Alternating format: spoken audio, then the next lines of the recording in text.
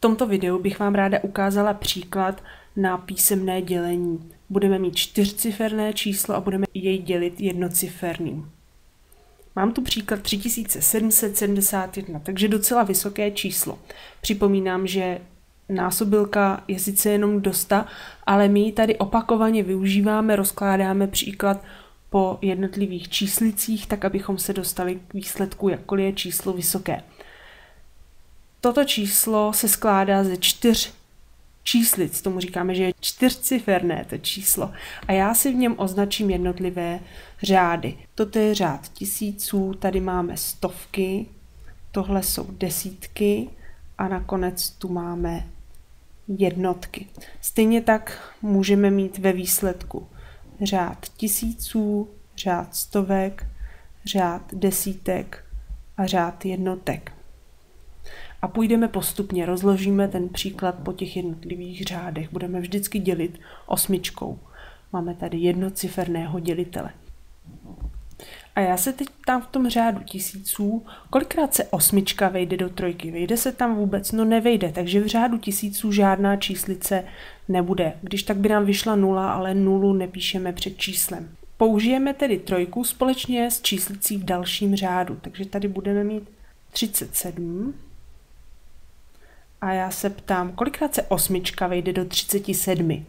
37 není násobkem 8, ale protože násobilku znám, tak vím, že 37 předchází násobek 32. 32. A já se ptám, 8 krát kolik se rovná 32. A protože znám tu násobilku, tak vím, že to je 8 krát 4. Takže na pozici stovek budeme mít 4. A já bych se tady ráda zastavila na chvilku nad tím, co tady vlastně ten můj zápis znamená, proč beru jenom část toho čísla. Já tím vlastně říkám, že 8 se do 3700, protože to je 37 stovek, neboli 3700, 8 se do 3700 vejde 400krát. Takže když 37 děleno 8 se rovná 4, tak ta čtyřka je na pozici stovek, protože ve skutečnosti hovoříme o 4 stech. 400 skupin po 8 se vejde do 3700 a něco mi zbyde.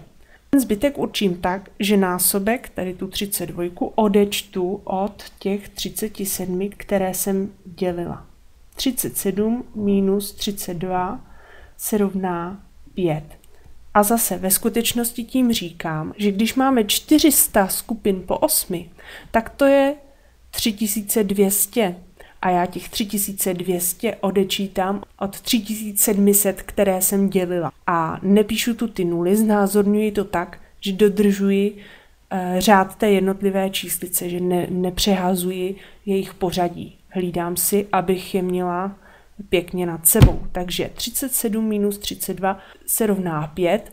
Vlastně zase hovoříme o 500. To už dál stovkami skupin po 8 nemůžu dělit, to už v řádu stovek nevyřeším, proto tuto 5 použiji dohromady s číslicí dalšího řádu. Já si tady převedu takto tu 7. Já si ji opíšu, to je 7 v řádu desítek. 7 je tady a dá se dohromady s tou 5 v o jedno vyšším řádu. Já tady teďka vidím 57, ale vlastně hovořím o 570, protože je to 57 desítek. A ptám se, kolikrát se 8 vejde do 57? No, já si pamatuji, že 8 krát 6 je 48, to je trochu málo, do 57 tam je ještě jeden násobek, 8 krát 7 se rovná 56. Takže je to číslo, které je těsně před 57 a budu opět určovat zbytek. A to tak, že 56, ten násobek, odečtu od čísla, které jsem dělila. 57 minus 56 vychází 1. A zase, já jsem se vlastně ptala, kolik desítek skupin po 8 se vejde do 570. A vyšlo mi, že těch skupin je 7. Bude tam 7 desítek skupin po 8. Vrátíme se teď k tomu našemu zbytku. Při dělení v řádu desítek mi 1 desítka zbyla a k ní se připojí jednička, já ji zase tady si přepíši, jednička z řádu jednotek, kterou jsem ještě do výpočtu nezapojila. Jedničku si tady opíši a vyšlo mi číslo 11 a já se ptám, kolikrát se 8 vejde do 11. No, tady mám násobek 8 krát 1 se rovná 8. Vyšší násobek už se určitě do 11 nevejde. Takže na pozici jednotek budeme mít 1 jednotku, bude tam 1 skupina po 8, která se vejde do 11. A teď určím zbytek. Odečtu od 11 násobek, který jsem použila. Takže 11 minus 8 mi vychází 3. A protože už nemám žádnou další číslici, kterou bych k té trojce připsala, tak mám dokončený příklad a zapíši zbytek. Zbytek je v tomto případě 3.